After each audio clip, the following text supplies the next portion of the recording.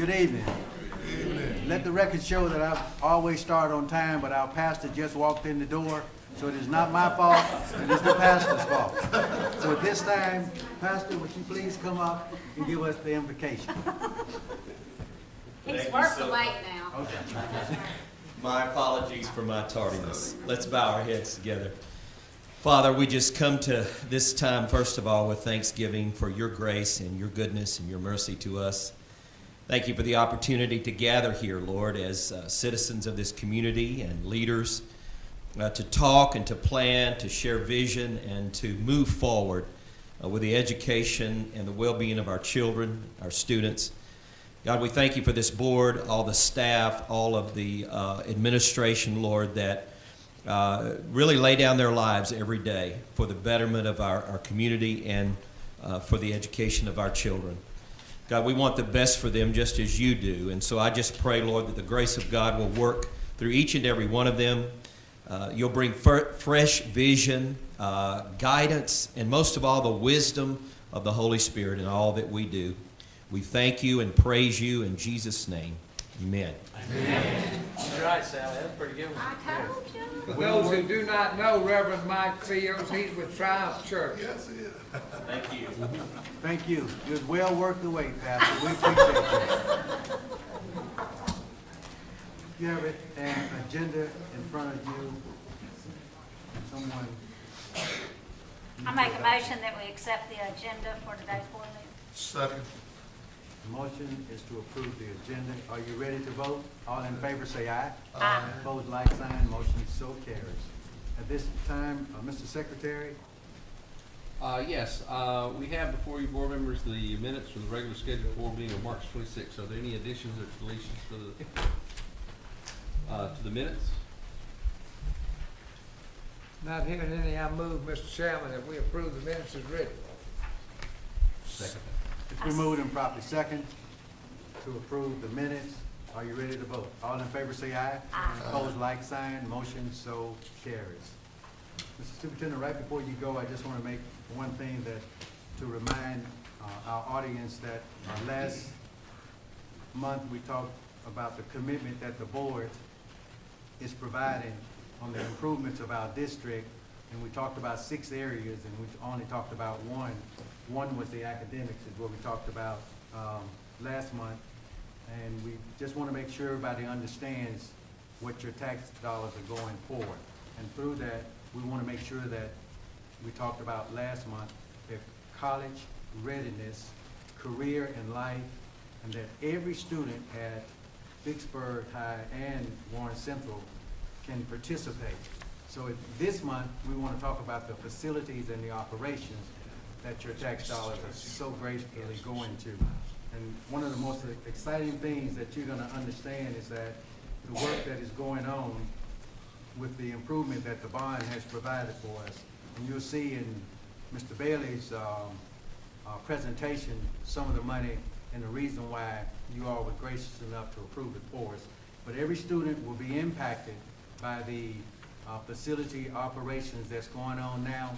So again, we can't help but keep saying thank you, thank you, thank you. Absolutely. I have a few items, and y'all see the extensive list that I'm not going to go through. But the first thing that I'd like to do is invite Principal Tammy Burris up. We had something that has never happened before. We actually had our students who were inducted into the Junior College Honor Society, which is the Phi Theta Kappa Honor Society, which is the most prestigious honor at a junior college you can receive, which will guarantee them scholarships and all kinds of great things. But we've asked Ms. Burris if she would come and introduce the names of the students, and then we have some of them that are here to get a pic with the board. And this accomplishment places them in the top 10% of students at all junior community colleges. So that's a proud principal moment right there. Absolutely. And I appreciate y'all making that happen for our school. 2 of our students are here, Logan Sandifer and Natalie Harris. So y'all can come on up.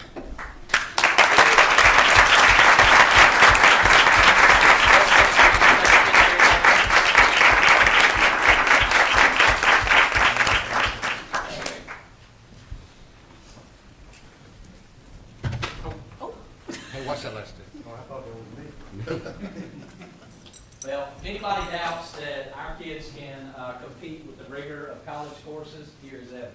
So I'm very. And Ms. Burris, can we make sure that everybody understands these kids are juniors in high school? That's correct. And were inducted into a junior college honor society. And 8 out of the 14 were River City Early College out of all the ones on the Vicksburg campus. That's That's right. my accomplishment.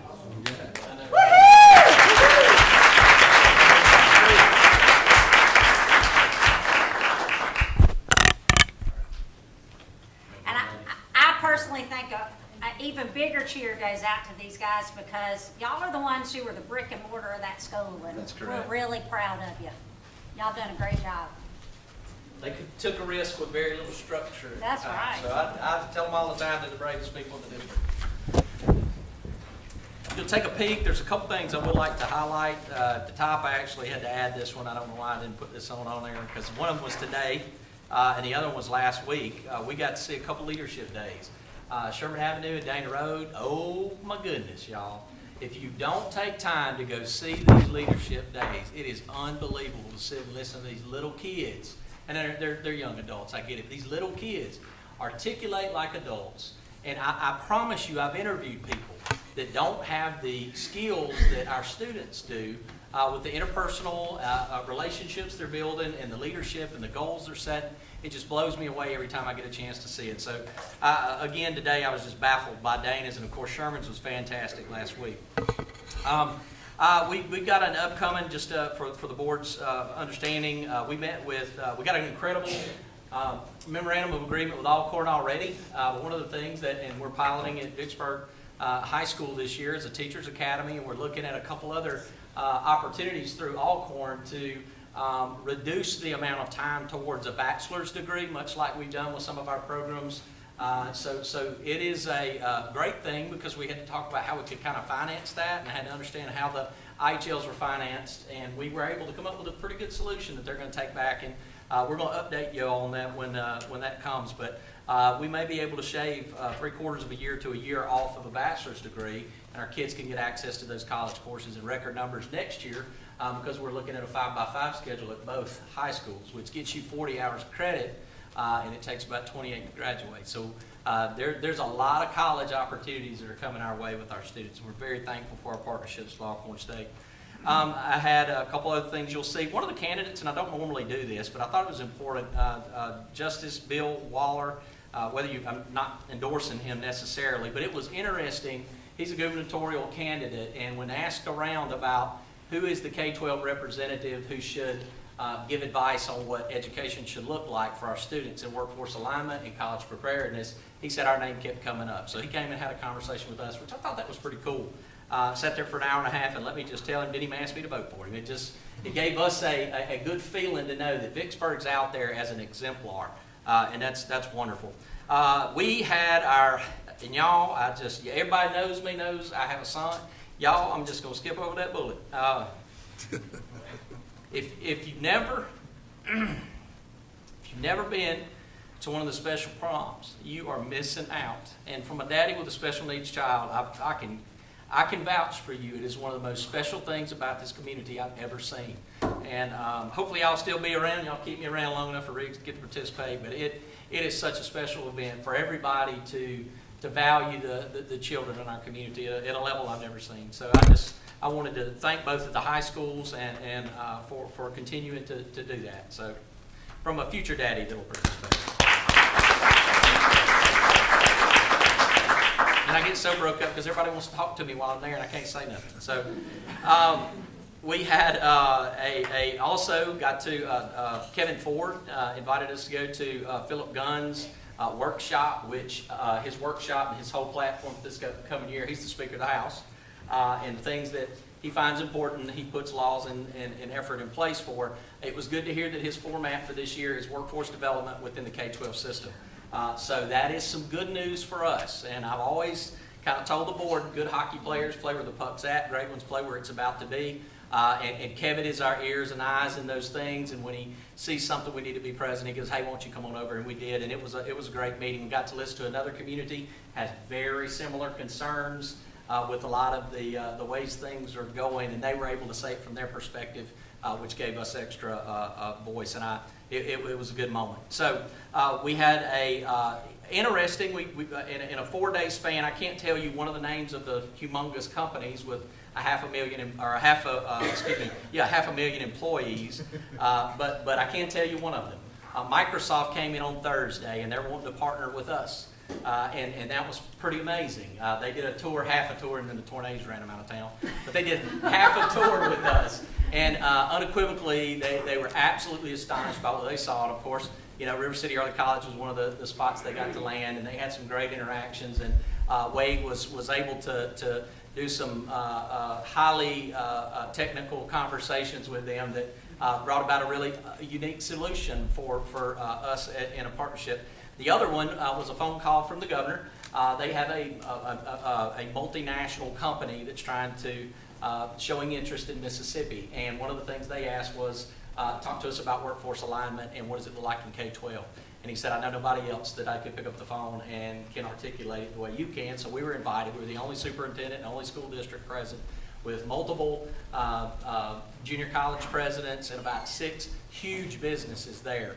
And we were able to articulate what's going on in Vicksburg, Mississippi with a multinational company. So that was a pretty big weekend, but it was awesome. So I was happy to give up a Monday to go do that. Last thing, or a couple things, we just wanted to let you know, Briggs and a lot of our representatives and our senator and the governor and lots of people, the energy bill that was in the legislation was signed, and we're going to have a day where we get to go up there and kind of celebrate this thing. But it's an academy process that will be folded underneath our own pathways that we have. What was unique about it is we were partnering with Claiborne County. And Claiborne County doesn't have an academy model set. They're not where we are yet. But what we did is we met with Energy, and actually Energy met with the governor and said we want a workforce development alignment. We want to get our engineers. We want field engineers. We want all the accountants, all the thing to be able to support us. And we're wanting to put some money somewhere in the nature of, we've talked around $500,000. So in that conversation, the governor said, well, you need to talk to me. If you'll put it in Vicksburg too, we'll kind of consider that. And so that's what happened. And in the conversation, Claiborne County and us have the opportunity in the next 2 years to roll out a nuclear academy or an energy academy. I don't know what the name is. But in this, what it does is it gets us the opportunity to have workforce alignment with our pathways under our ACME Academy.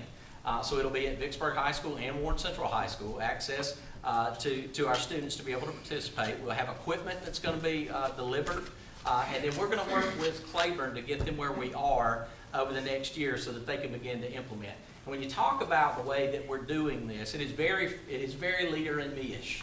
It's very finding win-wins, and there's some synergy in that. So I think it's great, and the biggest thing is it's funded through the Mississippi Development Authority.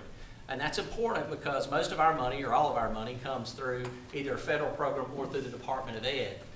So this is the first time that this is a big deal for Mississippi, because we're getting workforce development money for K-12 kids. And that's the first time that's ever happened. So that was very big, and I appreciate the forward thinking and all the work that came about making that. And then we'll have a big signing day, and we'll send the pictures out and let everybody see them. So thanks to everybody that took place in that, especially Briggs and Kevin, and Oscar and Ms. Dixon, Representative Dixon, and everybody that showed up to the table begging for us. So last thing on my list here is we head out Sunday to do some pretty cool things. We have 3 of our board members that are going to represent us in Washington, D.C. It'll be Brian, Jim, and Alonzo are going to be there. And what we're going to do is, for 3 things, we have 3 separate missions, I guess. Day 1, we're going to be meeting with the Department of Agriculture, which has 8 different departments that will be there to answer some of our questions. And I've got some pretty big ones that if we can get would be great for us. And then we've been designated as a community of faith and opportunity, which is big. That gives us kind of an accelerator on any federal grants, which kind of puts our applications up at the top, which is really cool.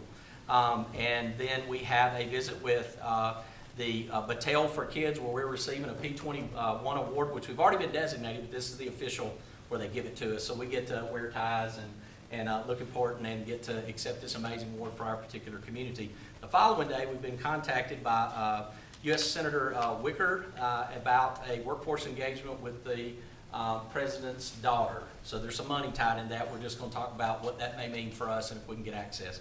All those things are important because it really puts in context the bigness of what we're doing here. And we're changing not just Vicksburg, Mississippi, but we're changing our state. We're changing access for students all across our state for college and career preparedness. So with that, I am done with my general updates, and I have Dr. McGee that needs to come to a P16 Community Council update. As Dr. McGee is coming up, would you just give us a 2-second workforce development? When you say workforce development, Sure. break it down in my terms. Kind of what workforce development means. If you're going to be an engineer, or you're going to be a field engineer, or you're going to be an industry tech, or you're going to be whatever it is, workforce development means that we have a clean pathway to every kid to get a JOB.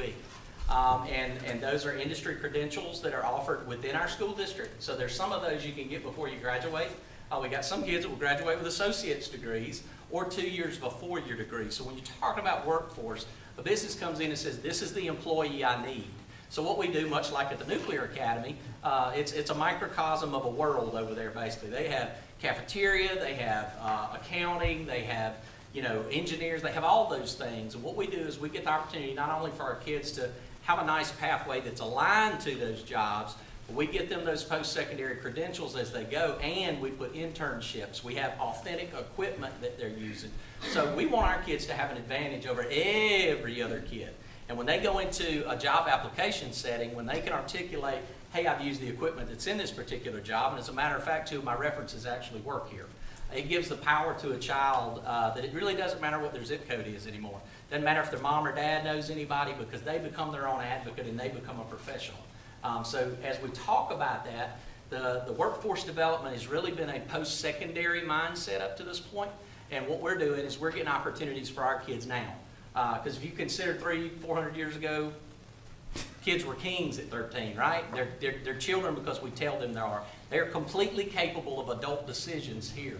They can come up with creative measures. So what we're doing is we're putting them in authentic situations with great credentials and letting them make good choices. If they go through our high schools and they graduate and go, I don't like engineering, I don't like nursing. Well, that's 2 things that mom and dad don't have to spend any money on. They know going into college that they're more prepared to make a decision about what it is they want to do. Because all education leads to employment. And one other thing, and I promise I'll let you talk. Yes, sir. Ms. Kilroy is also in the process of trying to get us to see Representative Correct. Benny Thompson. Yes. So we're going to try to get to as many folks as we can, bend as many ears as we can, so we can try to collect some money for Vicksburg Warren School District. Sir, it is yours. Thank you. Good evening, everyone. I have an amazing opportunity to recognize an amazing group of community leaders and teachers who make up the P16 Council. And just a background of P16, we are required by Mississippi Code and the Mississippi Public Schools Accountability Standard 12 to develop a community involvement partnership.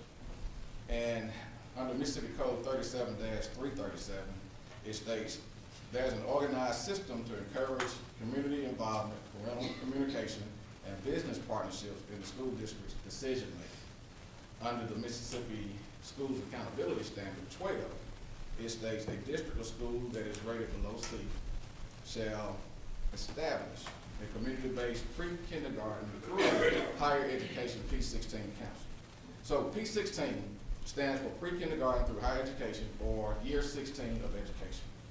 P16 is an independent, community-based entity that unites a cross-section of community members, from early care providers to community members with young children, all the way to concerned citizens. And although the council is not a policy-making body and has no enforcement authority, it serves as a powerful voice on examining and suggesting policies that could be adopted or enforced to help improve education. So it's a partnership with the community that we have to establish based off code and standard. Now, I do want to introduce or I want to have the committee to stand, but I want to start with the president first. We selected the president, vice president, and secretary, and we also have 6 categories and where the cross-section of the community is responsible for each category. So I'm going to ask those category leaders to stand also. But for our president, we have Ms. Julie Ford, vice president, Ms. Donna Gray, secretary, Ms. Maggie Hetzel, and then we have 6 categories, community categories of leaders. So for community organizations, we have Dr. Stanfield. PTO representative will be Ms. Julie Ford. Community leader, Ms. Gertrude Young. Community member, Mr. Kimball Slayton, and he told me he could not be here today. And also district personnel, we have Ms. Lana Claire Morgan, who could not be here today as well. So as you can see, we have a cross-section of the community who is willing to work with us in the trenches to give us an outside view of what we can do to better improve education in our district. But I would like for everyone on the P16 to stand, so you'd be right.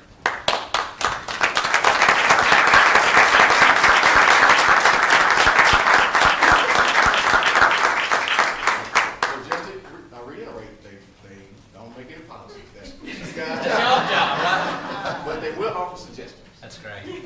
Well, I'd offer my personal thanks to each and every one of you. It's one of the things I think we do best. We've been asked to speak on partnerships and community in multiple venues, and Vicksburg is just a special place. And I love the fact that everybody has a voice and they feel empowered to be a part of what we're doing here, because this is everybody's school district. Thank y'all so much. And that'll conclude me. Thank you. Yes, sir. Mr. Bailey? Yes, sir. Jason and I are going to team hit tonight. I've got a couple of items, a couple of which need your action, if at all possible. Before I'll let these folks have one.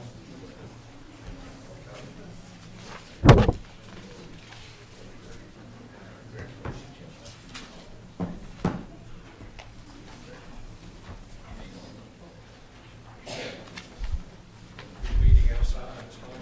I know, right?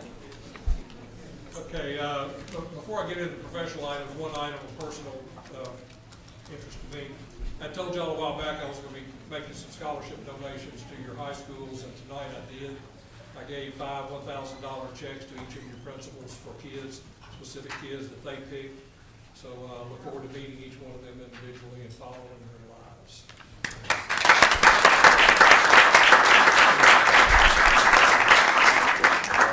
We love the fact that we have somebody that is passionate about public education. I know you're a great architect and all those other things, but the heart you got can't fit in that chest. And you love kids and it shows. We appreciate that. And it's your birthday.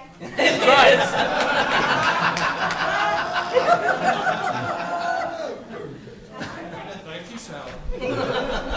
Okay, I have a couple of important things to go over with. The first one is dealing with Grove Street School. We've got a couple of photographs that we want to show you that I think are part of the other presentation. We'll get to that in a minute. Here we go. Grove Street, Bill called me about a week ago and told me that we had some concerns of the ceiling in the kitchen of that school, and we met together and we've had several things demolished so that we could look at it further, but basically you've had the ceiling fall in part of the kitchen.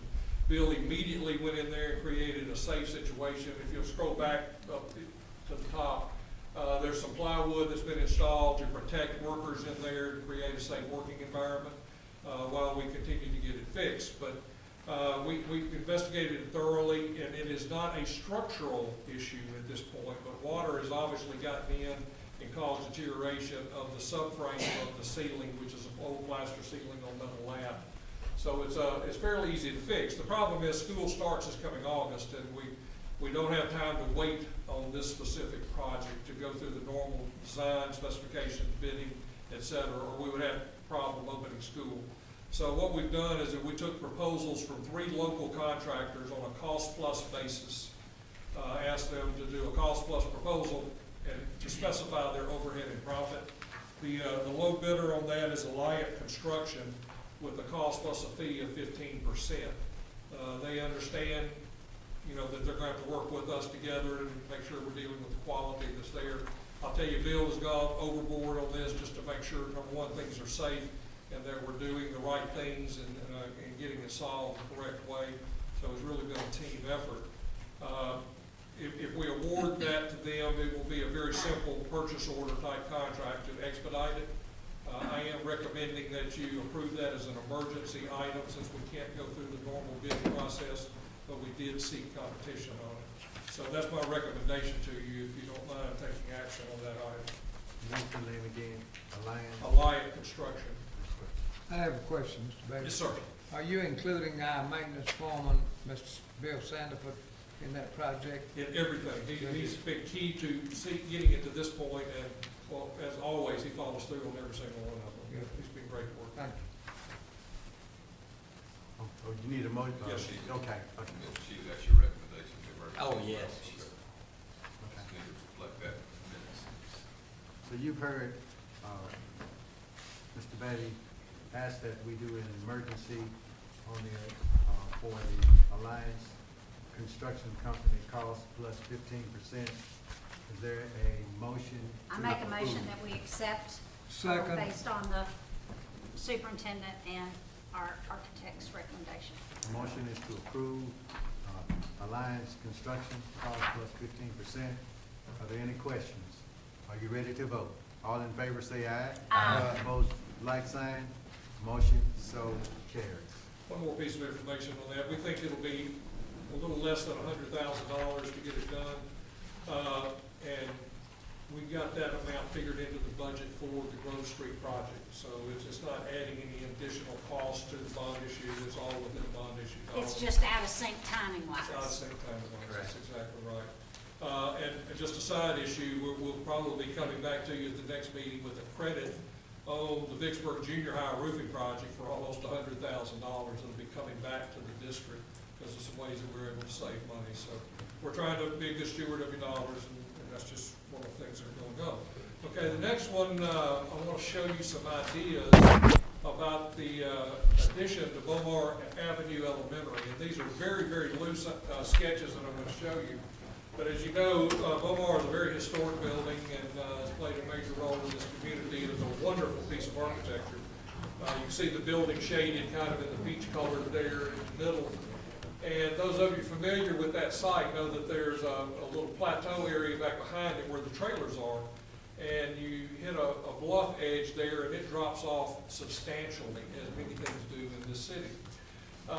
So that creates some challenges. We think that's where we need to add on to the school, to add 6 classrooms to it and connect the wings of the building together in a safe and secure manner.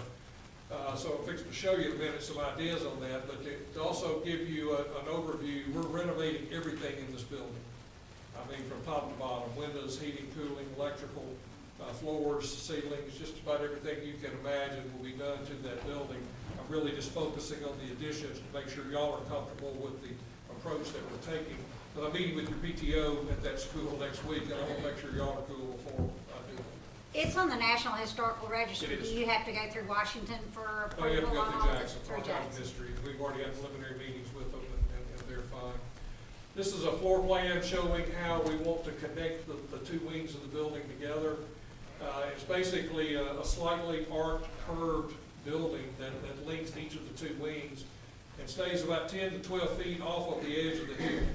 So obviously that's a concern that you don't get too close, and structurally we've got to make sure it stays on the top of the hill, not at the bottom of the hill. But there will be a corridor that links the upper wing to the lower wing, which is down by the gymnasium.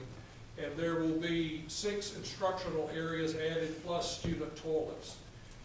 So that's replacing the trailers that are there.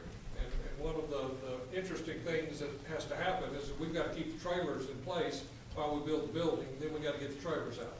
So part of the way we're doing that is you'll see the little purple color on the top of the addition will be 4 of the new instructional spaces. It will be a phase 1, and then we will tear out the trailers. They literally are going to be demolished because of the condition they're in. And then we will finish the last 2 spaces and close up the connection at the bottom. So it's a logistic issue, but what you'll have is a wonderful green space left when we get rid of the trailers. And if you've walked around the back of that building, in the original design, on the original drawings, there's several outdoor learning areas that were printed in the original bid documents. They're still there. They're nice little concrete plazas. So we're wanting to add a small amphitheater back into that courtyard that links to these educational plazas, and gives kids a safe outdoor space in which to do learning and do projects as you see fit. So the courtyard will be a courtyard. It will be a real courtyard, and it is contained. This is a blow-up of it. You can see where the trailers are on the left. The corridor follows the courtyard side, and the side that's facing the woods, you can see the little green line there is the edge of the bluff. That whole side facing the bluff is all glass. And before I show you the images, I want to kind of tell you what our philosophy is somebody in this community invested a lot of good money in that building when they built it. And it was built right. It was a wonderful visual building, but it was also a great place for kids. So we're wanting to try to do the same thing and continue that trend without duplicating what's there. And historical folks will tell you is they don't want to replicate what's been built. They want to create something as wonderful as what was there at today's environment and today's world, and that's what we've tried to create. So you see the corridor along the left-hand side, and each of the walls of the classrooms are angled, and they're angled for a reason, is to create some student work areas in the hallways where you can have pull-out programs for kids that are working in an accelerated program, or those that need remediation have a place to do it in a safe environment. And then when you enter the classroom, you will have this very big panorama view of the woods that are out there. So let's go to the next sketch. This is a blow-up of those classrooms. There's also some glass in the classroom to corridor. So when you're in the hallway, you can see through the classroom all the way to the outside. But the wall facing the courtyard is a little different. It is a solid wall that we're wanting to put colored glass block in a mosaic pattern in that curved wall. So that at night, with the lights on in that hallway, you'll see colored light coming through the courtyard and just making it an artistic special place. Okay, go to the next one. This is a section through the classrooms. It's a very, very simple shed roof building. It goes from the high side where the trees are to the low side of the courtyard. And the intermediate walls separating the classrooms are actually natural concrete walls. They're poured concrete walls, left the color of concrete. And intentionally there to try to teach kids how buildings are built and what they're made of.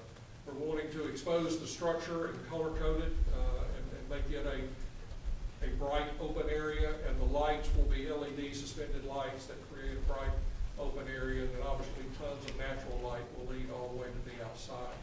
A couple of things we want to tie back together with the old building is the doors that round windows in them like the original building. And so just mainly for people to ask the question, why? Why did you do it? Why is it there? There you go, one more. This is a little sketch along the bluff. I promise you we'll get real computer renderings at some point. These are my little late night sketches. But you can see the overhang over the glass so that you're shielding from high noon sun to keep from overloading those classrooms, and the concrete walls project through there. One of the debates we're having, and it's still a debate, is whether we want to let kids out there. Kind of exploring a concentrated deck that cantilevers over the bluff with rails around it as a designated area where you would be led to and contained and hopefully not die off. That's why we're debating it. So those are things that are in process.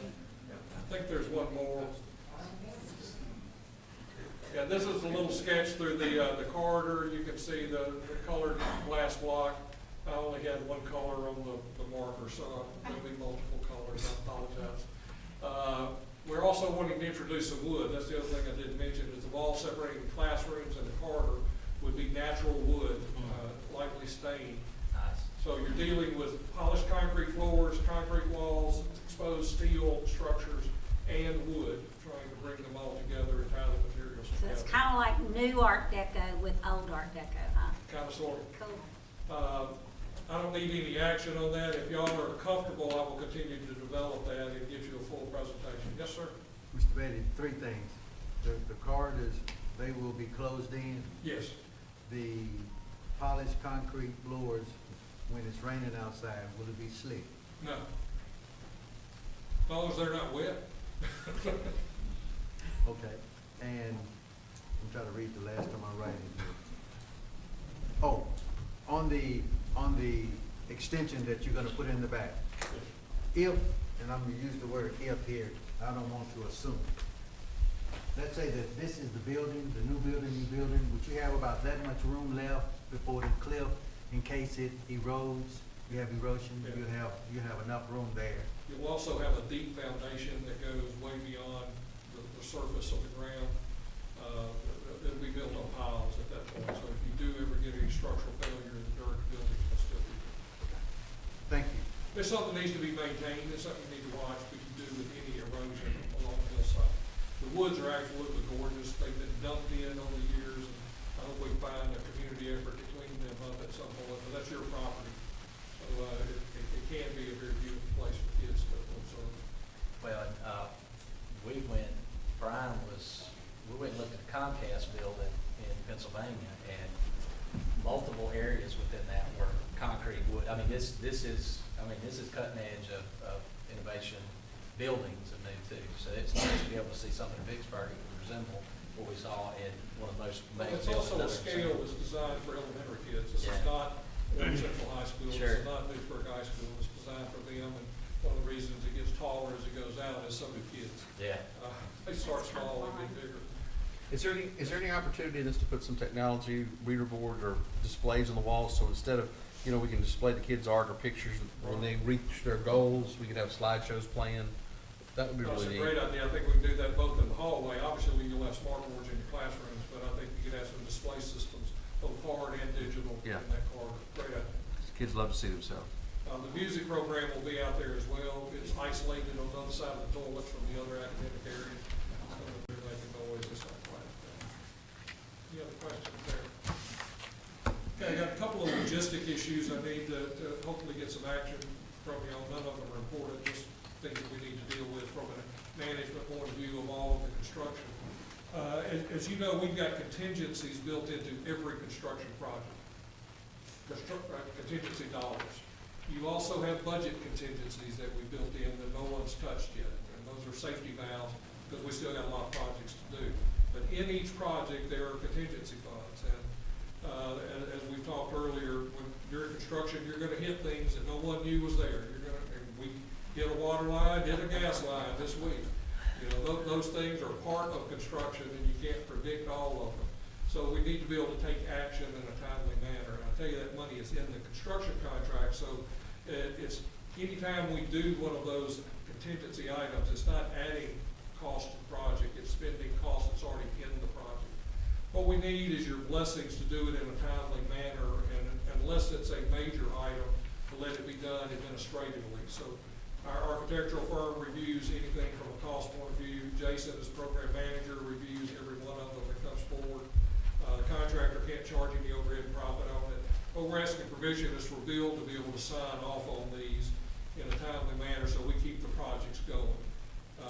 Y'all may not even know, we meet as a leadership team every month as well with several people in your administrative office, and we will review these in a contingency format so you'll be able to know everything that's going on. Anything that gets into the $15,000 range, we're gonna inform you about it and get you involved in that decision.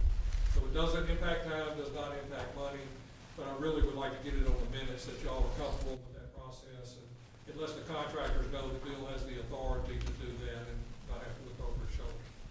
So I do need a motion if you can. I make a motion, we put Bill in charge. Before you make your motion, I need to ask you. Yeah, I make that motion. No, I can't make the motion. I make that recommendation. I have a question before the motion, Yeah. before Ms. Bullett's, motion, please. Two things. What's the dollar amount that you just mentioned, a dollar amount? It's 15,000 is the one that I'm using as a judgment call. Okay, and then thereafter, 15,001 penny, then it'll come to us. And that's for any individual item. Some of these, we have a couple $100,000 in these large projects, so there may be some 3s and 4s and $8,000 items that come up. But if it gets to a big $15,000 item, we're either gonna poll you first or whatever we need to do to keep you informed and keep the project going at the same time. The others under 15, we would ask for Bill's permission to approve.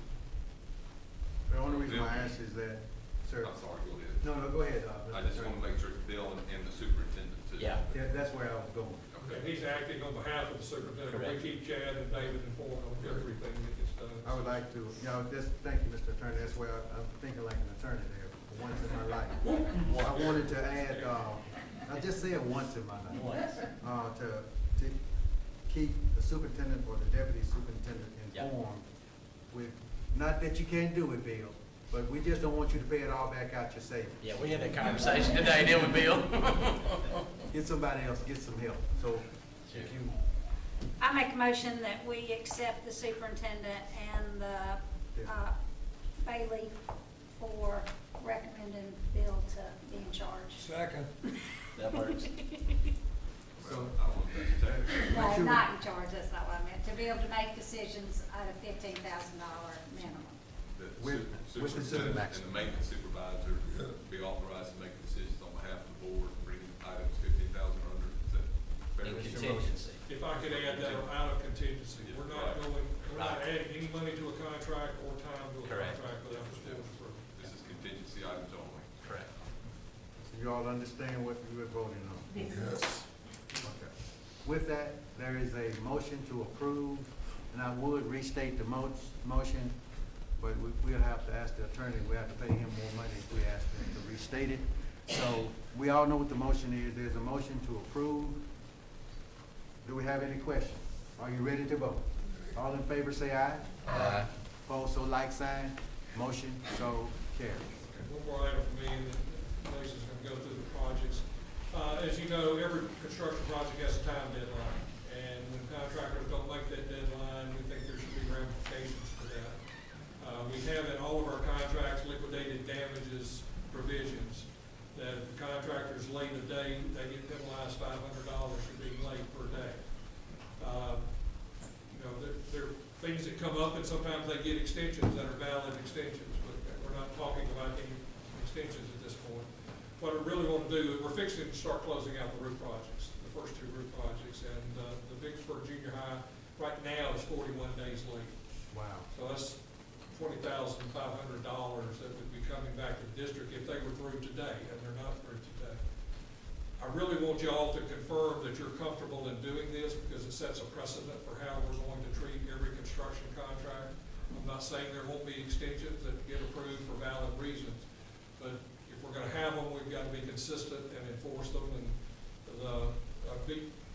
the other project may be a few days late, but a few days are a few days, and the contract's a contract, in the way I interpret it.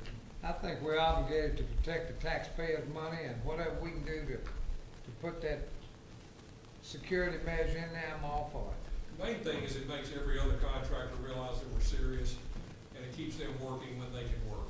But if there's some reason that's beyond their control, that is, maybe caused by us, you're take that into I consideration. would, and just so y'all are clear, I do not allow any rain days on a construction project. And I'm probably the only one in the state that does that as an architect.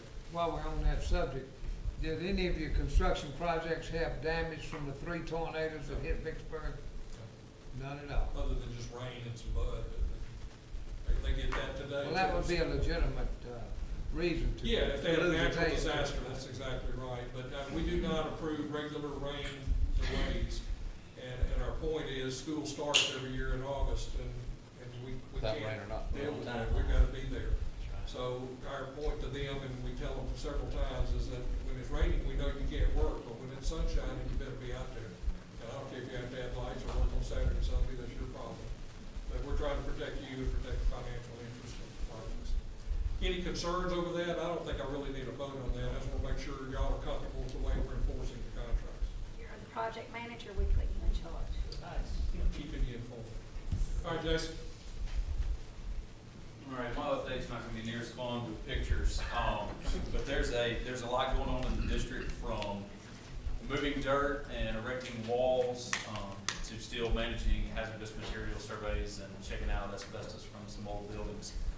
So we're managing that, several contractors are involved. But going through the projects, Gary mentioned, we'll go backwards, we'll start with Vicksburg Junior High, they are 41 days late today. He says he's got a week, we think he needs about 10 to 12 dry days, whatever that is, to finish. And I want to go over kind of a semantic word with you here. You hear substantial completion. that doesn't mean he is technically 100% finished. Gary kind of addressed this earlier, but basically, when a project or a roof is substantially complete, it has met its intended purpose, right? That doesn't mean he's finished cleaning up the outside, that doesn't mean that he doesn't have to come back and do a few things, but that's generally what we use. So the architects will generate the document, Mr. Shealy will sign it, and from that point is when you start calculating your damages affected. So Vicksburg, he's about 41 days, but we've had some pretty serious meetings, some serious concern with his crews. We met, and about 3 weeks ago, they made a change with their site supervision, which has made a positive influence on the job. He's just not finished. Going to Beechwood, their completion date was yesterday. Excuse me, the 23rd. They're close. Had the rain not hit today, they'd probably be finished Saturday afternoon.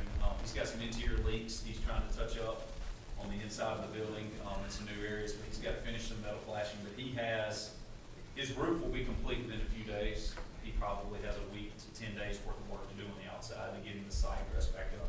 So, again, as Gary said, whether it's 41 days or 4 days, you have a contract. So the days start for when they're substantially complete or when they're completely complete? Substantially complete. Okay. So when he thinks he's finished, just so you know how this goes, he'll send an email to the architect and myself, and he will say, hey, I believe I'm substantially complete, and I call for an inspection. So we'll go out there and we'll generate a list and review and say, you're close, where you are, or you're not even close. So one of those three things happen, and Bill's involved with the final inspections on us, because he can call us and say, no, it's raining in 7 rooms inside, just, y'all don't even waste your time, it's completed. So, but that being said, I'm hoping that these jobs are closed out by next month. Beechwood, I don't foresee any issues there. Vicksburg Junior High, if he just keeps working the way he is, will be okay, as far as getting into the building, so. But from there, we do have some more roofing projects, but again, those will be incorporated into the building projects, except for the intermediate schools. Those will, again, be standalone roofing projects when we get to that point. But on to some big stuff. Vicksburg High School, I don't know if you have been by. You can drive on top of Vicksburg High School, where the old parking lot was, and watch everything going on that site, as well as the football field and the baseball field down the hill. But Vicksburg High is working on its foundations on the northeast and southeast corners. Yesterday, he had over 200, between dump trucks and concrete trucks, he had 200 trucks in and out all day long yesterday. Wow. He didn't do anything today, obviously, but he is working. He cleaned up mud. Yeah, he cleaned up mud today. Some of it got down onto drumming, but it's just kind of natural with the soils we have here. But very attentive contractor. We've been pleased with Thrash and the efforts they're making. Also, if you go inside Vicksburg High School, you will notice that they demoed the old auditorium seating. So they're making ways to start working on the inside of the building as soon as Ms. Angela lets her kids with it this summer. So it's about to be wide open there. On Warren Central, the contractor, you guys awarded him at the end of last month, had a notice to proceed. We met, he hit the ground running. It was pretty impressive how quick he got out there. So bear in mind, a month ago, the board voted to award him this contract, and yesterday he had 600 feet of storm pipe delivered to the job site. That's impressive. So he is working on getting the new parking lot in. As soon as you pull in, it's right there on the right. He is working towards that. That's step 1, so he'll have a place to work. Athletics, there's a lot going on there too.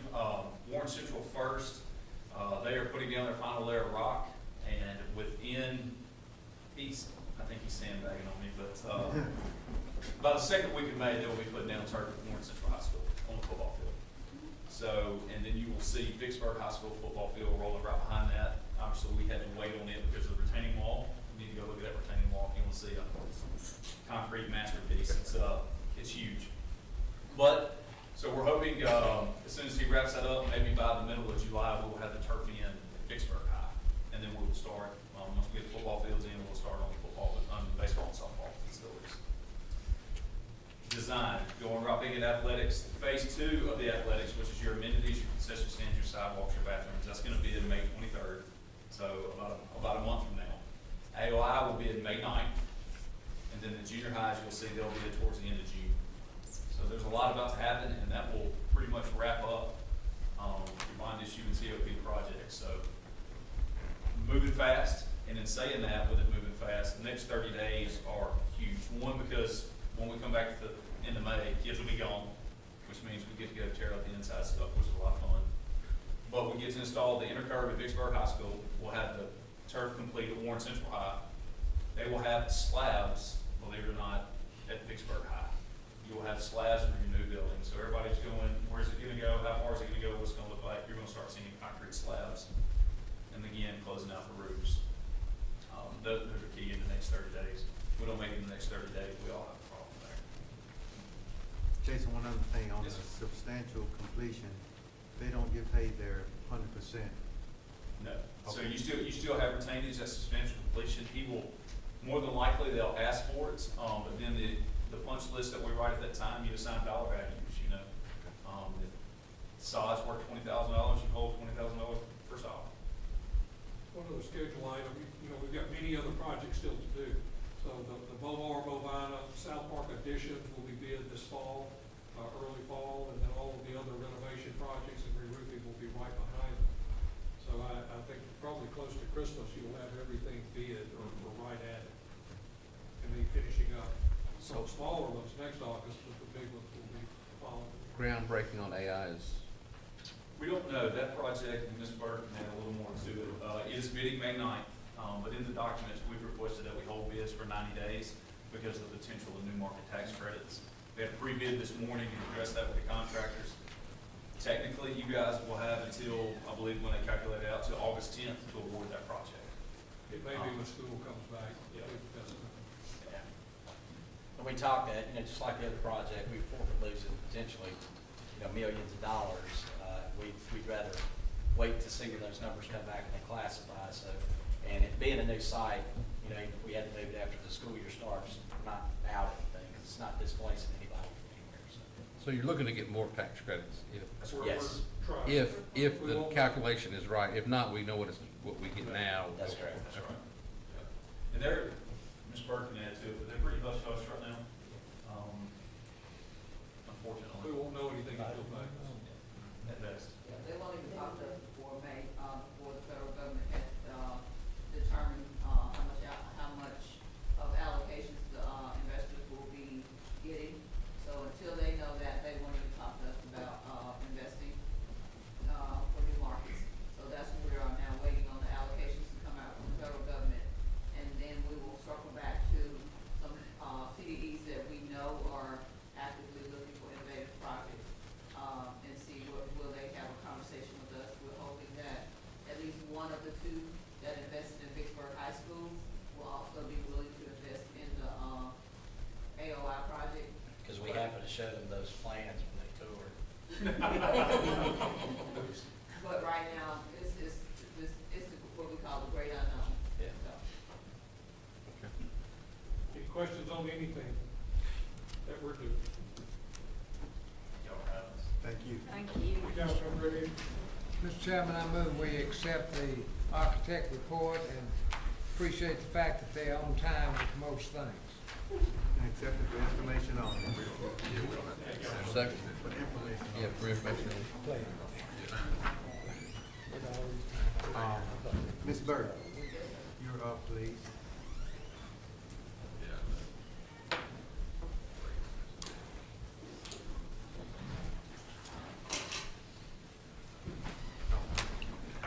good evening.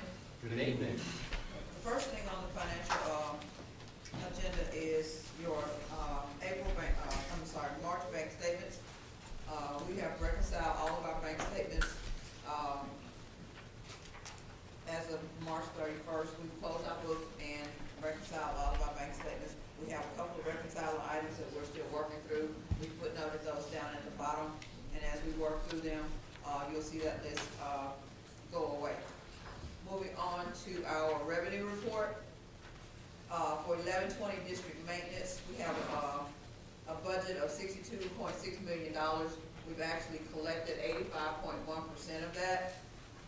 And if you look at the total, grand total for all of our funds, and that includes $120 million that we budgeted for construction projects this year, that brings it to grand total of our, budget for including construction projects for all of our funds, $214.5 million.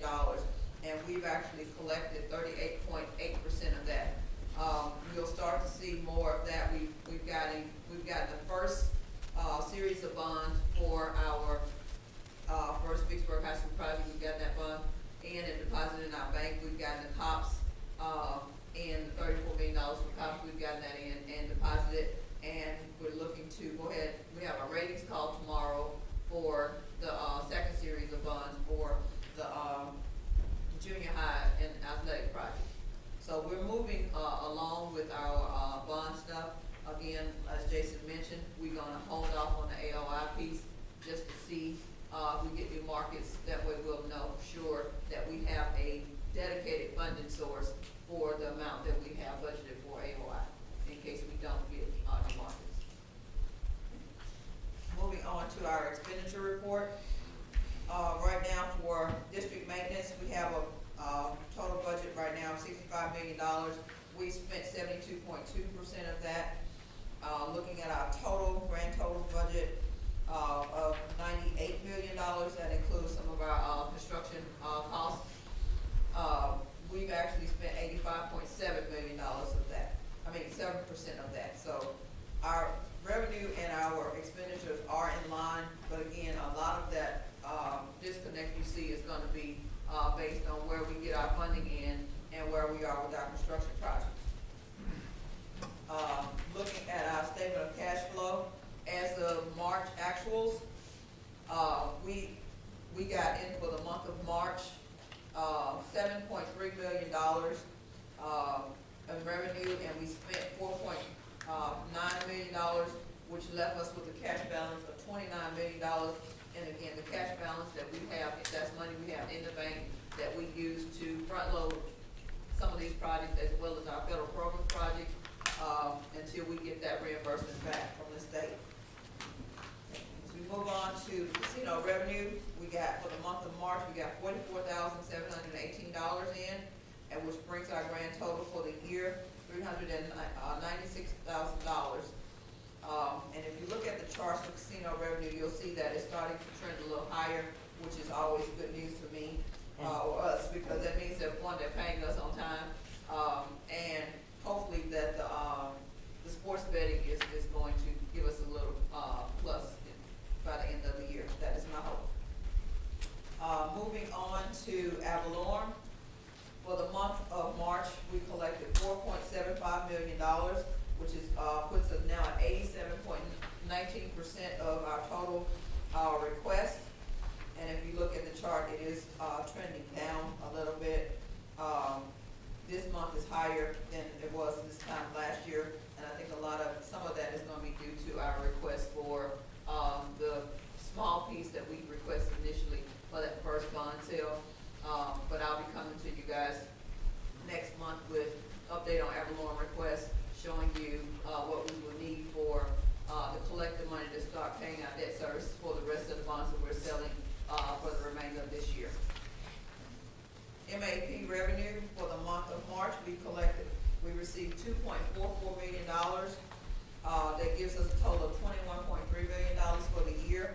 Again, we're trending a little higher with MAP.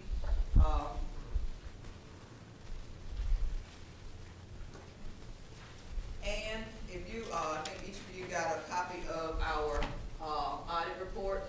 Our financial audit has been finalized, and you guys got a binder copy of our financial audit. In reviewing that, I want to make sure everybody had a copy, but there's two things I want to point out, in this report. Our financial auditor, Mr. Bridges, that does our financial statements, he, made a statement that I think you guys would be proud. He said, over the past 7 years, he's prepared our financial statements. And 7 years ago, he was concerned in the direction that Vicksburg was headed financially. As of today, when he was preparing these June 30th, he said he couldn't be prouder to be performing our financial audits, simply because he's seen the growth in our financials. He sees the diligence that we've taken in making sure we're being financially responsible. He's actually moved out of school audits, but he is honored to be still doing Vicksburg's financial statements simply because of the position we're in now. Well, he can send us a donation if he'd like. I agree with that, Mr. Joe. Now, the not so happy part of the financial statement.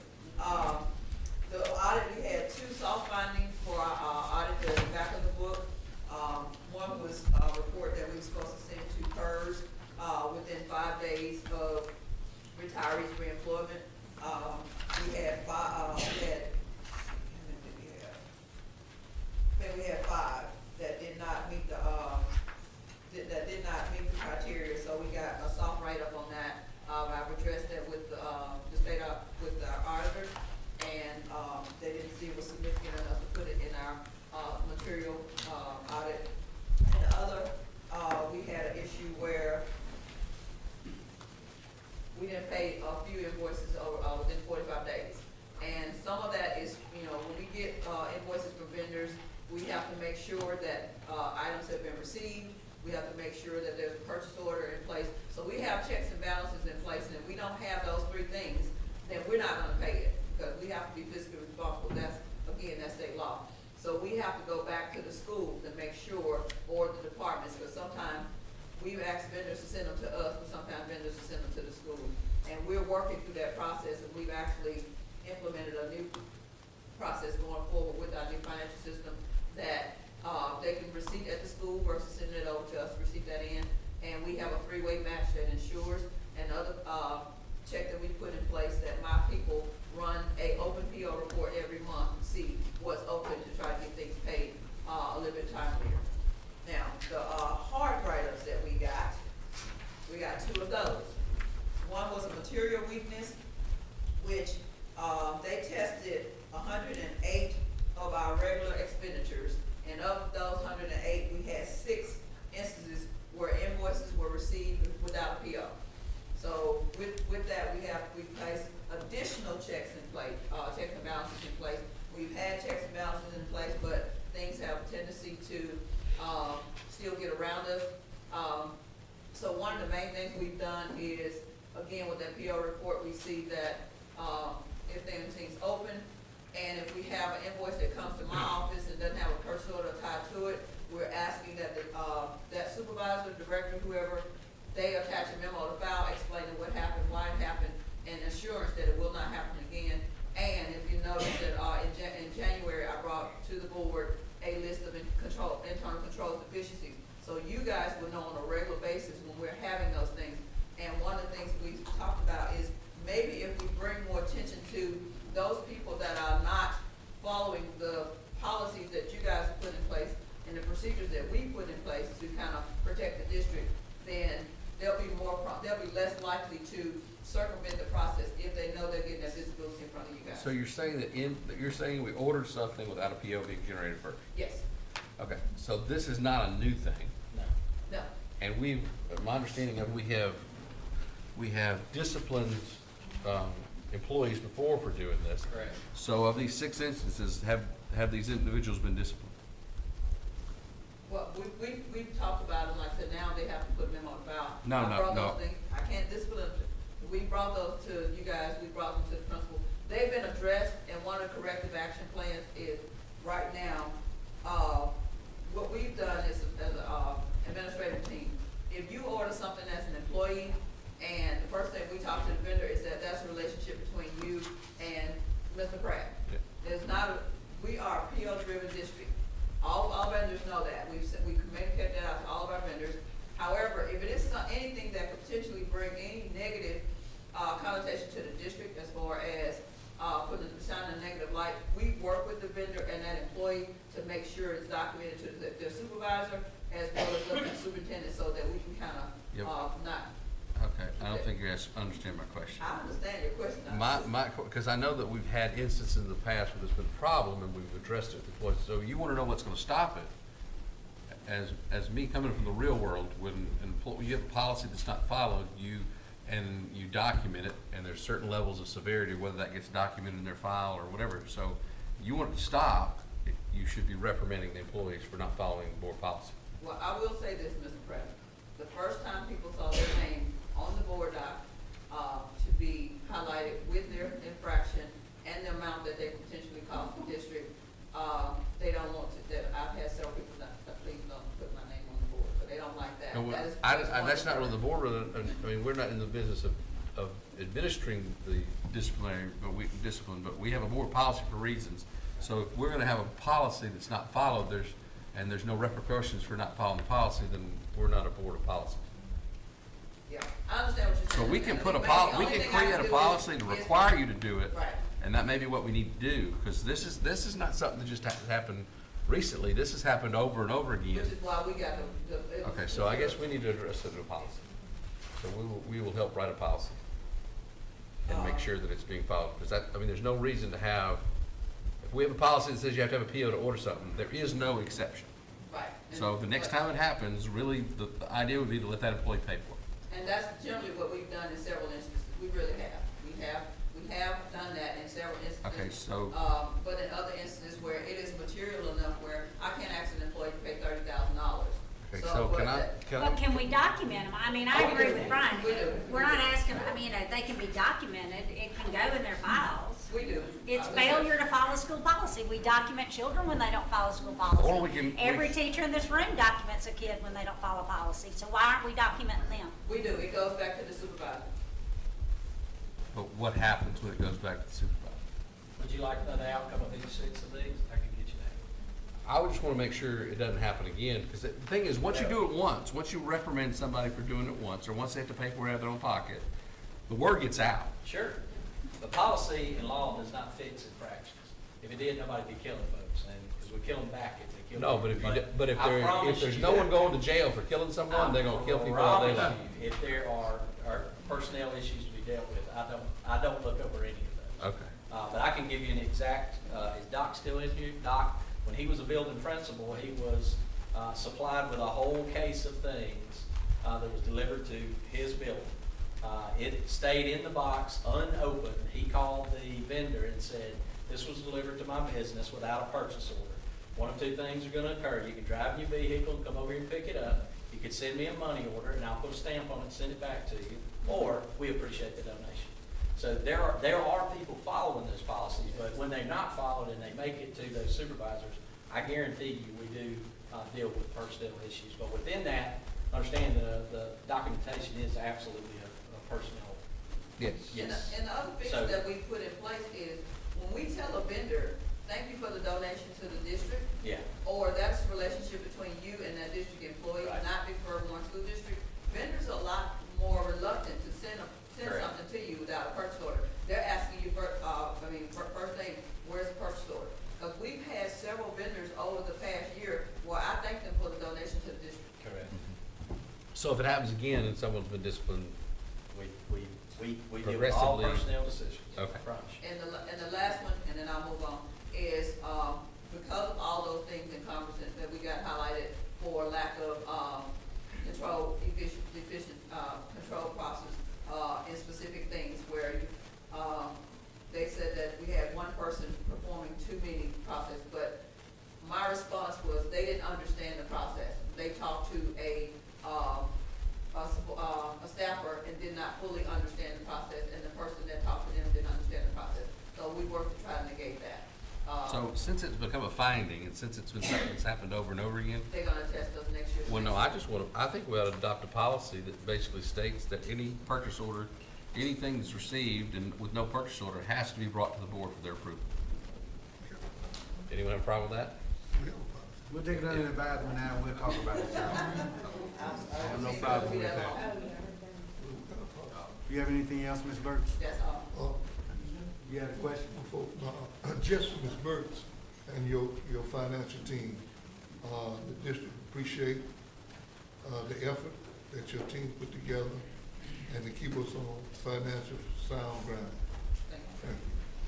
Thank you. I guess I had a question, Ms. Burke. So when we have a hard audit, whatever, what did you call it? What did you call the ones that are the bad ones? A soft and a hard, is that what you called it? Okay. Well, they call severe deficiencies. Severe deficiency. So what happens? That's like, We you go on know, the website. Yeah, when we we're go. just on the website that says that we No, suffer that's not something. just, when we get a severe deficiency, it is listed on our audit report on the state auditor's office. It is in our, published audit report. It could potentially affect, our borrowing power, because it shows lack of control. It also, we're tested again in that same area when they come back, and Lord Jesus, I hope, don't come visit us, but it gets tested again and make sure that the controls that I have put in our corrective action plan have been put in place and they're working effectively. And again, if we get written up in this same area 2 to 3 times, it will affect our accreditation. So, So this one doesn't affect the accreditation, but could potentially affect our borrowing power. That's probably our biggest, yes. that's the biggest thing. Okay. Thank you. The, make a motion that we accept the financial I second the motion. report. It's been moved and properly second that we accept the financial report. Are there any questions? Are you ready to vote? All in favor say aye. Aye. Opposed, like sign, motion so carries. Now we're down to the proposed consent agenda. Are there any items to be pulled?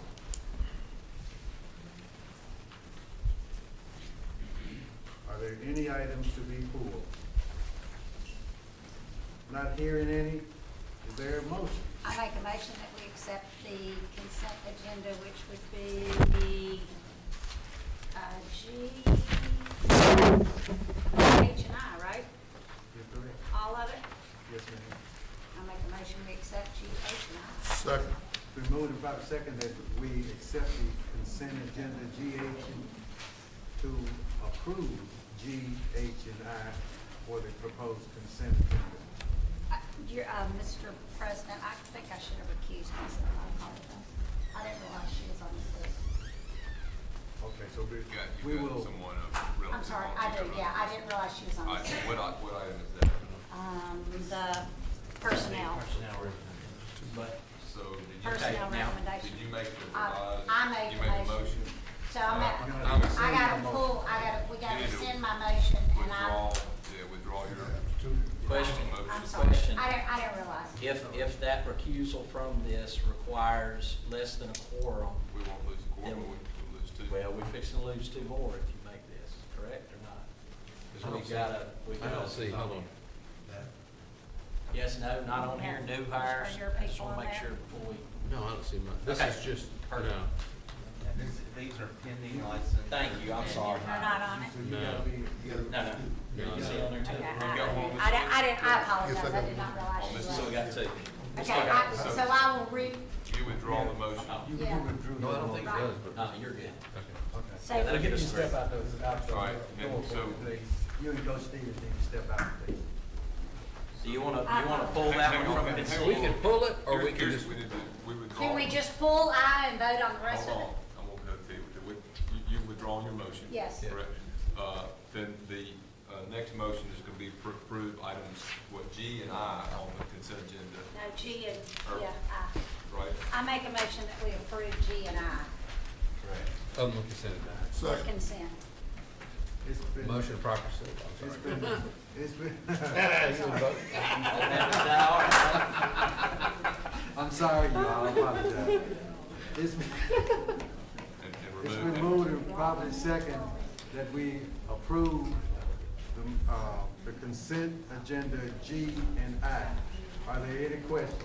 Are you ready to vote? All in favor, say aye. Aye. All opposed, like sign. Brian, motion so carries. Okay. Now the minutes will reflect that Alonzo Stevens and Sally Bullard have recused themselves from the meeting, recused themselves from the vote, and stepped out of the meeting. We've got to go back. So, while now, can I ask a since we've technically pulled I, can we have a discussion on I real quick? Yes. Because it's not about them, but I have a question about I.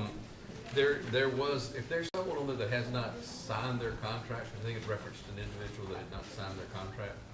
I'm asking again in a different way. If there's a teacher that has not signed The their. failure to return their contract. Failure to return the contract, what does that mean? Provided for them, that means they do not have a contract for this upcoming school year. The contract is only good for 10 days after it's So given. y'all are then So looking they to would replace be- that position? That is correct, that is a vacancy Okay. at this point.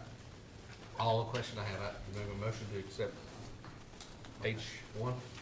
Yes, sir, please. I make a motion, we accept H1. Second. It's been moved and seconded that we approve H1. Are there any questions? Are you ready to vote? All in favor say aye. Aye. Also like sign, motion so carries. Somebody notify. Would someone please, Coaching, yeah. would someone please grab the other two? Trying to manage their business. I feel like I got sent to the principal's I office. know, right? Did you learn your lesson? Under J, if we can, may we do 1 and 3 first, and then we'll have 2, because 2 will take a little longer than 1 and 3. Correct. If that is the pleasure of the board, does anyone have a problem with that? Okay. So, who's gonna discuss 16th section? 16th session, Lisa. 16th section is Yes. only an FYI to let you guys know from month to month where we are on the leases and any that's coming up within 60 days for renewal. None, there's no action to be taken on that. Mr. Superintendent, number 3. Number 3, you have the authority of the board. We had a tremendous devastation that occurred that did not allow us to come to school on the 15th and 16th of April. And we are asking that the board exercise its authority by our policy to excuse those for the students and the adults who missed work due to the tornadoes. Am I able to talk for about an hour or the whole night? This is your president, so you can do anything you want to. No, I'm just kidding, guys. I don't want to keep all the teachers mad at me. So what's the motion? Is there a motion to approve, to allowing the teachers to get paid for not working, the students for not coming to school? We're basically asked to, We're we're asking doing that for, to emergency. authorize the, Yeah, we had a state of emergency that was declared by the governor, and y'all have up to 10 days to excuse those. We can add those days back if that's the pleasure of the board. We find those to be waste days. sometimes very difficult to get good quality education on those days if they're added after testing. So we would have to edit the calendar in some way to do that within the school system. So that's up to y'all, whatever you want to do.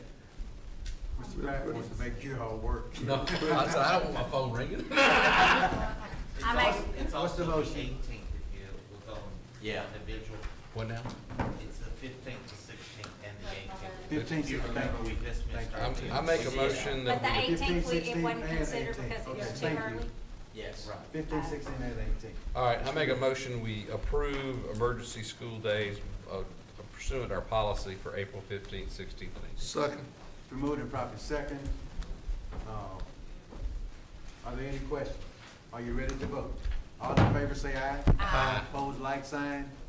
Motion so carries. We don't wanna see it on the front page of the Vicksburg paper, 3 board members with President Trump on the steps of the Capitol. I don't know. One, What is it, I would say make sure it's not. You never know. Hey, if you'll give us what we want, I know, I'll right? get a picture taken with me. I think Jim needs to take a picture for us. If we give what we want. On the other side of me or the other side? It'll be, we can cut it out of the front end. All right. At this time, Dr. School McGee. improvement. Come on, Doc. I'm not leaving you, Doc. Yes, sir.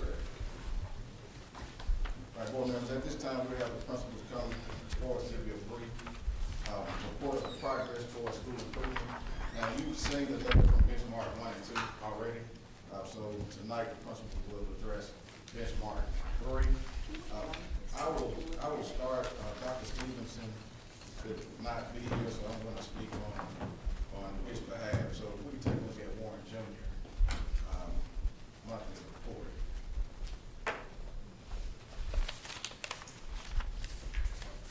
So just as a note, the legend, if it's green, it's an increase, if it's red, it's a decrease, and if it's black, it stays the same. So as you can see from benchmark 2 to 3, there are increases in reading, decreases in math, and a decrease in science.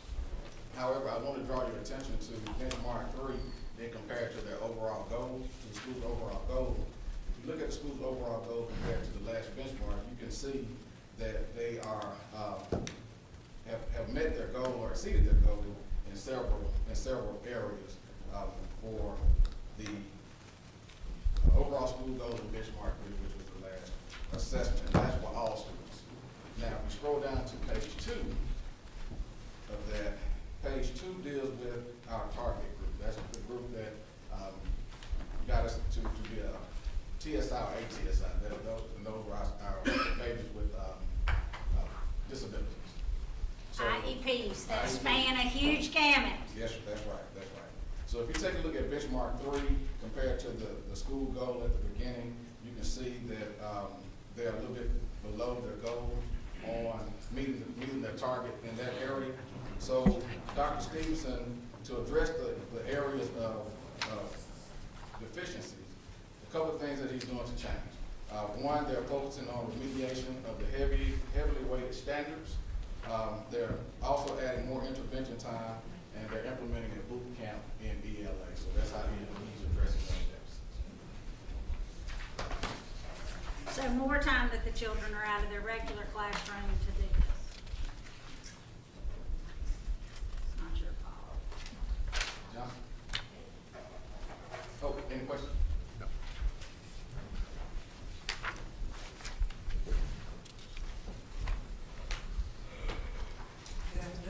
Good afternoon. Y'all still making plenty of noise over there? We're shaking, we got water coming out of the walls, we have a good time. If you look at our third benchmark assessment results, you'll see a lot of red for our regular ed students. And these tests have passed, and what we have done to address this red is to, again, look at what they did not master on the test and go back and address those skills. We are still doing our individual and group pullouts. We've moved in terms of reading to the seminar approach, where we have 3 teachers working with students at the same time, so they're collectively together by periods. If you turn over or go to the next one, with our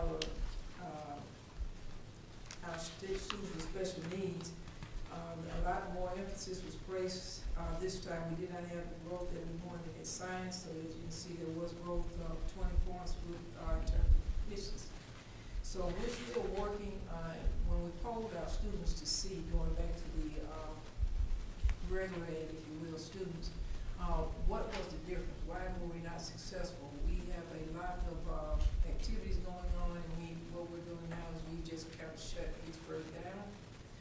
We're in the midst of testing, but we are still implementing our school improvement plan, as well as implementing those resources and those strategies provided to us by district committees that were set up by our superintendent. So we are, in other words, we're working on motivation, and we're working on focusing our students. And that is, we found that from our student standpoint, just hearing from them, that was the main thing, being able to focus on what is most important.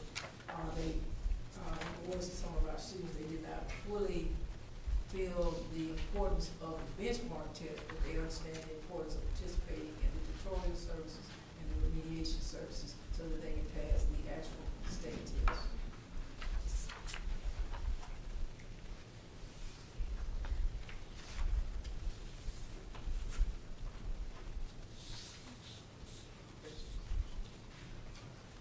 Thank you.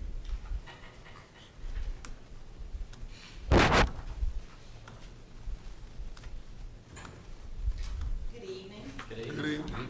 Tanya Stewart McGee. I'm going to talk about Warren Central Intermediate. If you look at benchmark 3, you see a lot of green in ELA. And what we did, our teachers analyzed our test scores from benchmark 2 with ELA, and they saw that a lot of our students were still struggling with the comprehension standards. So what we did is we adjusted our literacy block. We took out the phonics instruction, that was 15 minutes, added that to comprehension, and we saw our kids grow. Math, we're still in the red because most of the standards that test was comprehensive, and all the standards were not taught. So that's why we still have not really met our goals there. But our teachers are continuing to teach the standards, and I really feel as if we're going to meet our goal in math. If you flip the page, I would like to highlight that we do have some proficiency on benchmark 3 with our IEP students. We have 1% proficiency in reading, ELA, and 2% proficiency in math. Let's give them a hand. Also, we're moving up in the growth of all. What we did was we had our teachers to focus on current standards.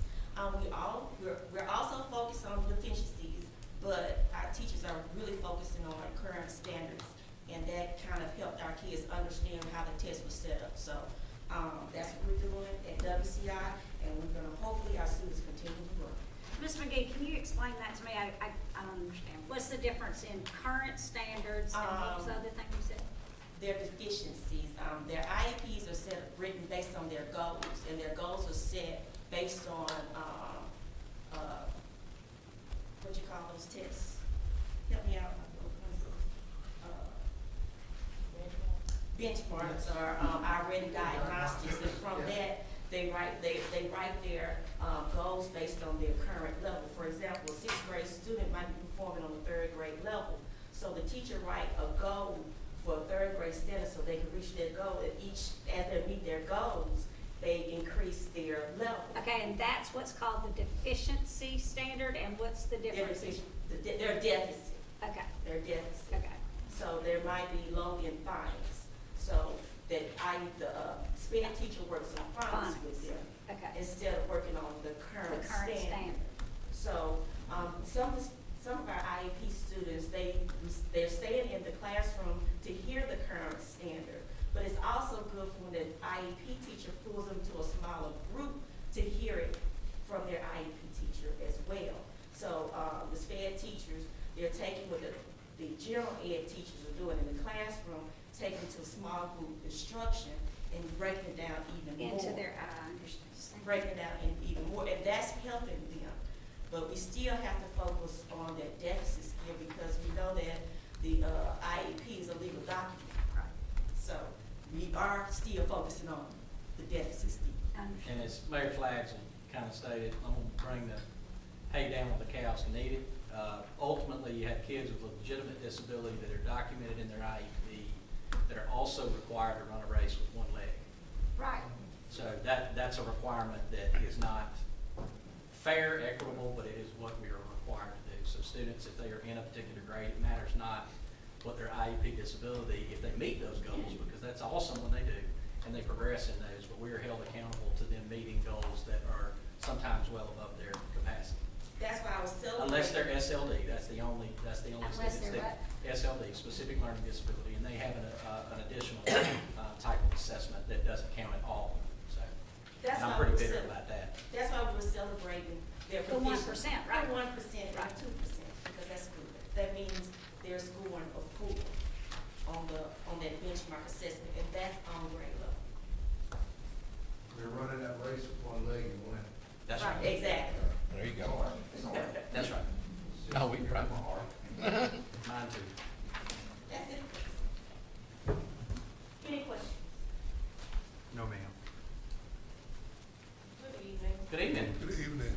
Oh, guys, I am that one-legged horse this week. My AP is not at the building, she had surgery, so I'm going to give you all a paper copy. And I want to explain a little bit. Thank you. Thank you.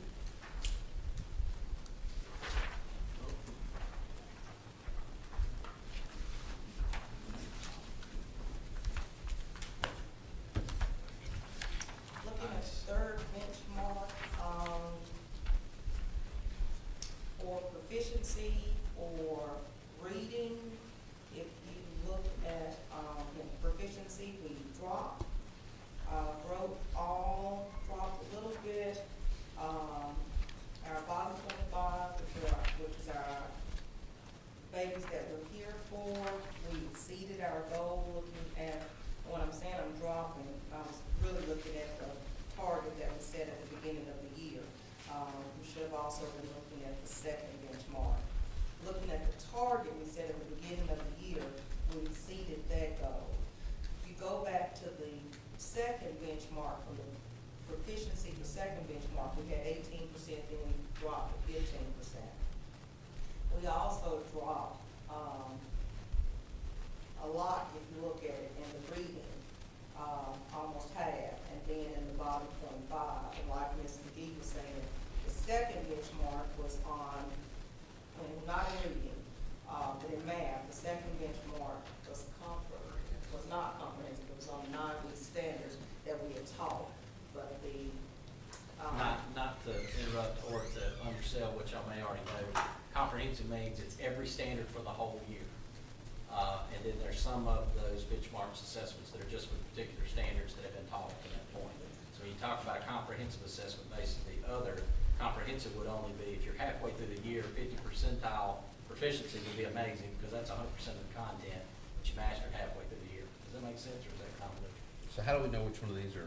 She just told you. Okay. Well, okay. I just didn't want you to get lost in what she was Oh, saying. yeah, we lost. That's the reason. Go back to the first 9 weeks, they taught the standards that, they tested the standards that we taught for the first 9 weeks. Right. That's the first assessment. Yes, which was kind of fair. Okay. Second 9 weeks, got tested on the standards that we taught second 9 weeks, which is still fair.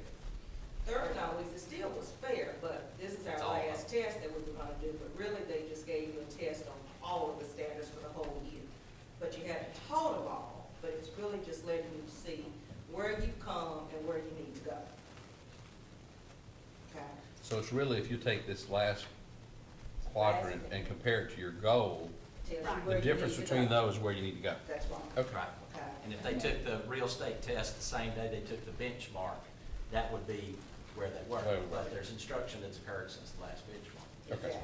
Exactly. Looking from our last benchmark, we did some talking with our teachers and everything, because we were wondering, well, what happened? Why were we at 89? That was really, really good. We started talking, because that's our babies that we're here for. And we want to help them, we want to help them to be successful, but after talking a little bit, we started noticing that some of our teachers were helping a little bit too much. You can't handicap them. You have to make the playing field fair.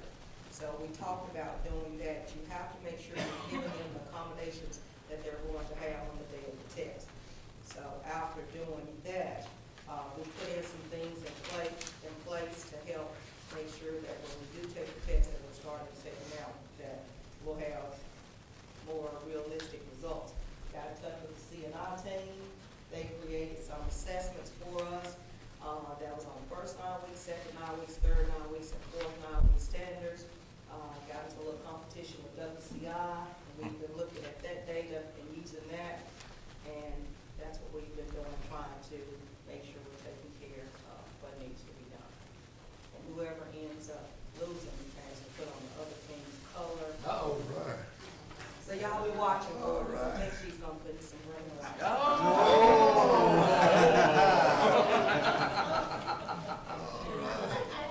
I got an old Gator girl out there we can bring up here.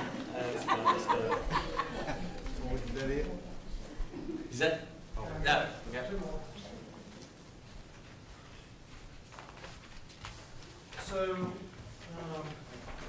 on our data, looking at our goals per our third benchmark, we are either at meeting our goals or really, really close on pretty much all of our goal setting. We did not go backwards on anything. Most of our deficiencies held steady. And then we did go up both in all of the 25. Of course, there was quite a month teaching load being around. Some of the things we did. Looking at our special ed population, kind of like some of the other ladies have said, from last year's data, we had no proficiencies in reading or math at all with any of our sped kids. And so we're at 3% and 7%. And for us, that is a handful of kids, but going from 0 to a handful is a big improvement. And you can see there our growth from our sped has gone up in math. We held steady in reading as well. And science proficiency is the same. And so looking at our goals, and pretty much kind of our strategies haven't changed. Back February, March, Mr. Shealy divided us up into commissions to go forward the game plan for the rest of the year. And our time is being spent in the classroom on a 40-60 split, 60% new material, 40% old material. And then we're still doing our pull-outs during homeroom with our bottom 25. And then at this point, any child needs it, not just our bottom 25. Could you explain that process for them real quick, what commission work was like? Yeah, so Mr. Shealy pretty much said, hey, y'all are the experts in the building. We need y'all to figure out solutions to what's going on. After we got some of our second benchmark results back at Christmas time, some of our data didn't look so good. So he divided not just the principals, but it was a lot of teachers and other personnel in the district. We selected committees and all took different portions of our accountability model and basically said who is the best expert in the building in all of our buildings that know about this area. We got together, formulated game plans, and then in March we presented to the building principals and said these are findings.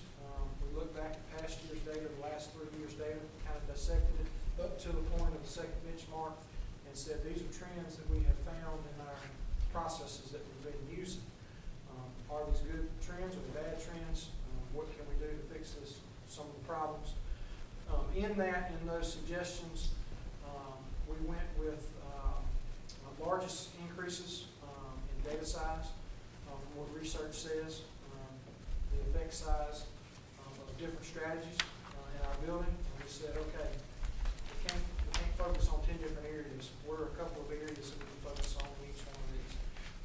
One of it was time management within the classroom. And so one of the findings for pretty much all of the commissions in proficiency and then in growth was the way we divide our teaching into classrooms.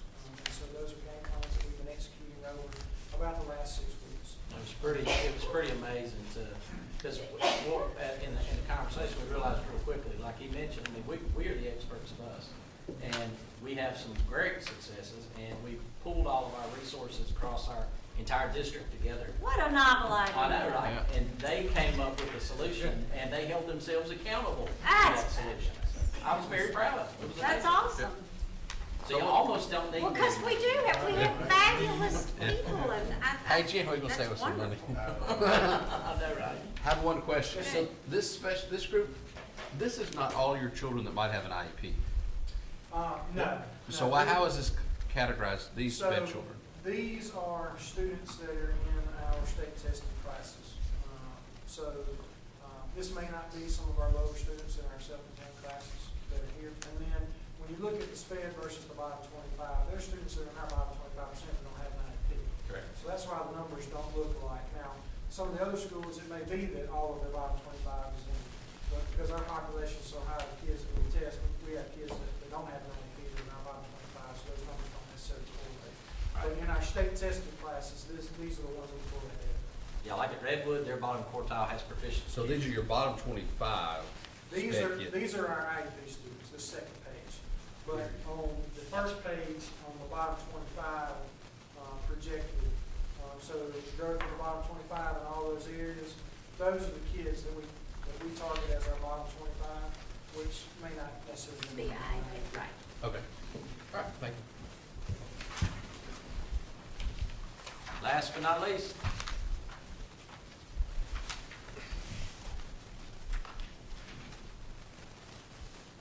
On the benchmark numbers from last month, they remain unchanged. We already had everything up to date presented in the March board meeting.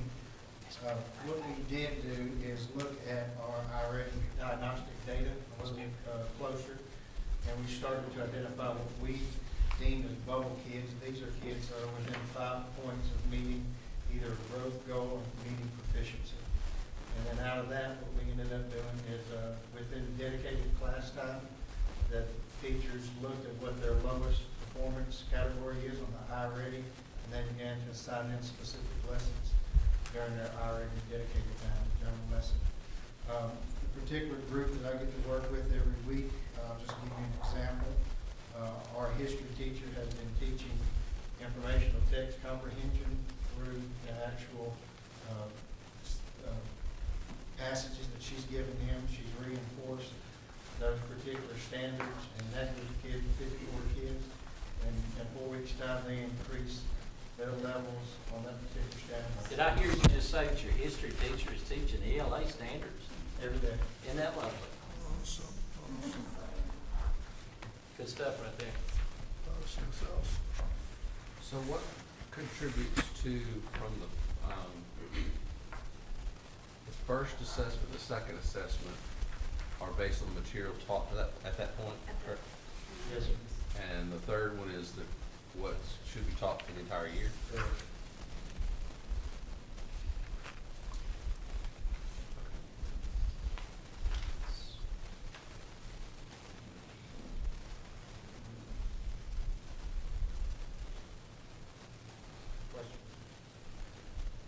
No, sir. Thank you.